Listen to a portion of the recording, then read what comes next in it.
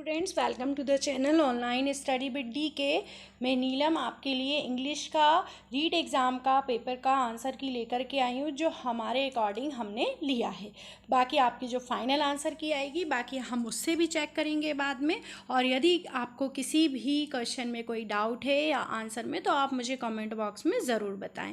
बाकी जिन क्वेश्चंस के आंसर में हमें डाउट है, हम उन्हें बाद में बताएंगे। तो 61 नंबर का जो है, in the lines given below the literary device metaphor is used in, तो क्या है आपका इसमें option number C, a host of golden daffodils. जो सी ऑप्शन है वो आपका यहाँ पर राइट रहेगा।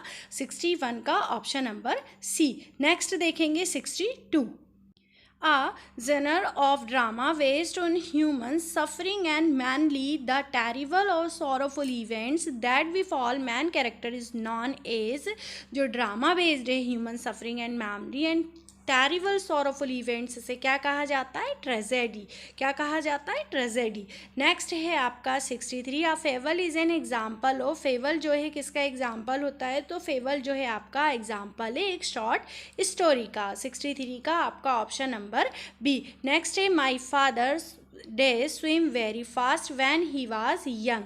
तो यहाँ पर जो है आपका जो सेंटेंस है उसमें बोला गया है कि फादर के बाद आपका क्या आएगा? तो my father swim very fast when he was young. ये आपका सेकेंड उसमें है पास्ट में, तो सेकेंड फॉर्म में है पास्ट की, तो आपका जो होगा my father could swim, option number C. Next है choose the alternative which ways to express the meaning of idioms phrase given below. No pain no gain. No pain no gain मतलब आपका क्या होता है? You have to work for what you want, wait for the right time, take care of your pains, do not harm other. तो आपका no pain no game मतलब आप जो वर्क करोगे, जैसा करोगे वैसा, जैसा चाहोगे वैसा करोगे। नेक्स्ट है आपका 66, to avoid talking about what is important the idioms phrase which best express the above meaning. To avoid talking about मतलब क्या होता है कि इस जो मेन मुद्दा है उस पर बात ना करके इधर उधर की बात करना। तो इसका जो होगा बीट अराउंड द बुश। क्या होगा आपका ऑप्शन नंबर यहाँ पर क्या होगा? सी, बीट अराउंड द बुश, जो कि है आपका सी में। नेक्स्ट है आपका choose the correct phonetics transcription for the given word thin. तो देखिए थिन जो वर्ड है वो किस तरह से बोला जाएगा? आपका ऑप्शन नंबर बी देखेंगे आप, थिन। इस तरह से आप थिन वर्ड को प्रोनाउंस करेंगे। नेक्स्ट है आपका 68, which of the following contains the same vowel sound. इसमें से ऐसा कौन सा कंटेंट है जो वॉवल साउंड सेम आ रहा है? देखिए आप इसे पढ़ के भी देख सकते हैं। Tell, bell, sell, no, now, वो देखिए वो यहाँ अलग हो गया। पुट, कट, क्यूट, तो यहाँ पर टेल, वेल, सेल जो है यहाँ पर सेम वॉवल साउंड आ रहा है। Find out the word which begins with different sound from other given words. तो यहाँ पर आपको बताना है इसमें से अदर कौन सा है। तो आप पढ़ सकते हैं हाई, हाइक, हायर, लेकिन वीट जो है ये आपका डिफरेंट वर्ड है। तो ऑप्शन नंबर डी 69 का राइट होगा। 70, choose the correct phonetics transcription for the underline sound of the word call. तो कॉल के लिए देखिए यहाँ पर आप किस तरह से प्रोनाउंस करेंगे? कॉल, बी में जो आपका है KOL, कॉल, इस तरह से आप इसे प्रोनाउंस करेंगे। 71 है which statement is not correct about communicative approach. देखिए आपको कम्युनिकेटिव अप्रोच के लिए कौन सा स्टेटमेंट सही नहीं है? It is practical in use, देखिए प्रैक्टिकल यूज़ में है। It is situational, meaningful, self rewarding, it develop the speech ability, it is teacher centred approach. तो क्या ये टीचर सेंटर्ड अप्रोच है?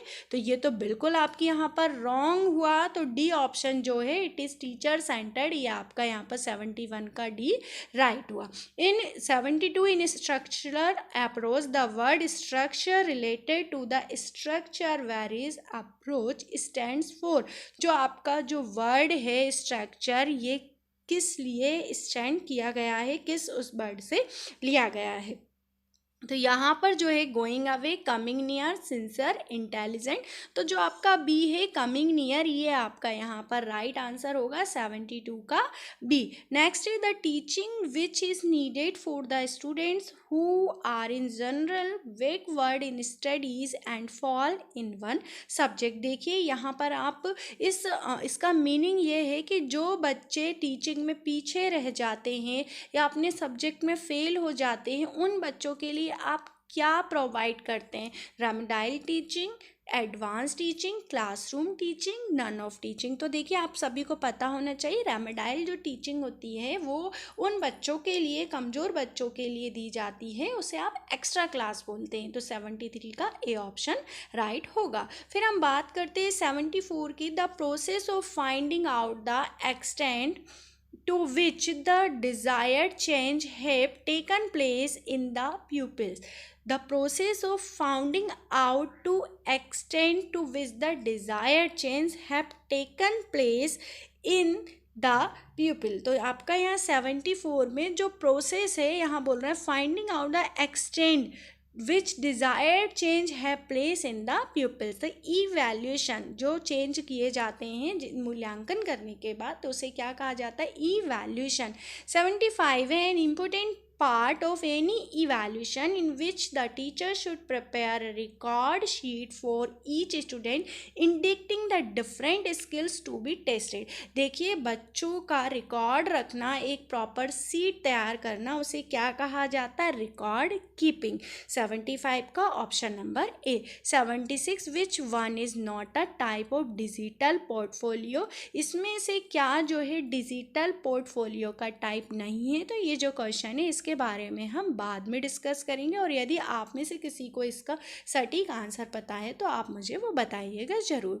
फिर देखिए 77 से 83 जो है वो आपका यहाँ पर पैसेज है। मैं पैसेज आपको पढ़ के नहीं बता रही हूँ, आप इस पैसेज को केयरफुली पढ़ सकते हैं और आंसर भी बता सकते हैं। मैं सभी आंसर्स आपको यहाँ पर बता रही हूँ, बाकी हम जब भी इसकी फाइनल आंसर की आएगी तो एक बार और डिस्कस कर लेंगे यदि आपको कोई डाउट है। तो 77 one of the prime target of environmentalists across the world is non-biodegradable plastic। तो देखिए यहाँ पर प्लास्टिक के बारे में पूरा पैसेज है।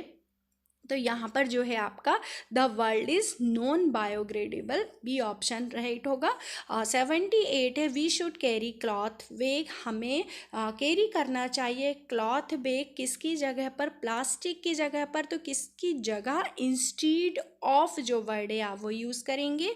फिर है आपका 79 common man dash media can play a significant role in this respect.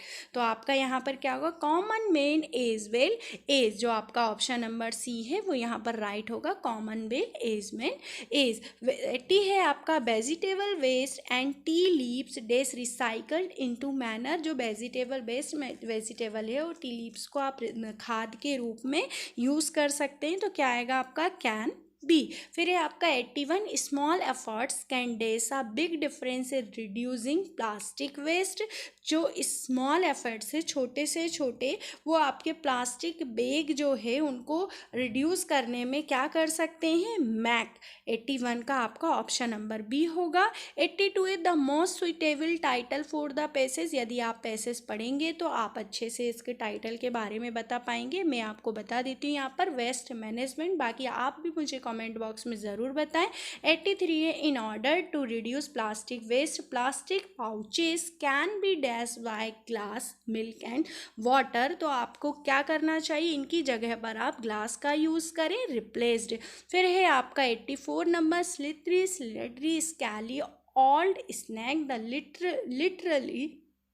Literary device used in the above line. ये जो डिवाइस है ये यूज़ की जाती है किस लाइन में? तो इसे बोला जाता है अल्ट्रेशन एलिट्रेशन। ये जो है आपकी एस जो रिपीट हो रहे हैं तो ये किस उसमें आती है? तो देखिए आपकी ये एलिट्रेशन में आता है। 85 is a literary device present in the line I am as quick as a cheetah is.